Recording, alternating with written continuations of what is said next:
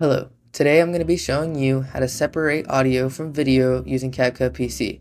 Sometimes you would like to edit your audio separately from your video in CapCut, but they are both connected since that's how it's imported. In order to separate the audio, just right-click the video and then select Separate Audio.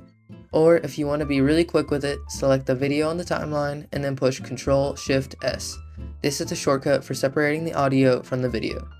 Now the audio will appear separately below the video in the timeline. From here, you can edit the audio on its own. If you would ever like to recover the audio from the video, just right-click the video in the timeline and select Recover Audio, or just use the same shortcut, which is Ctrl-Shift-S.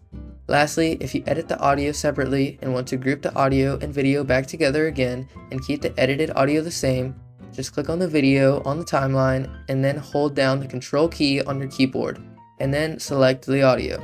Now, right-click the video and select Create Compound Clip. Now, as you can see, the video and audio have been grouped back together. Well, that's it for this video. Make sure to like and subscribe for more tutorials like this, and I'll see you in the next one.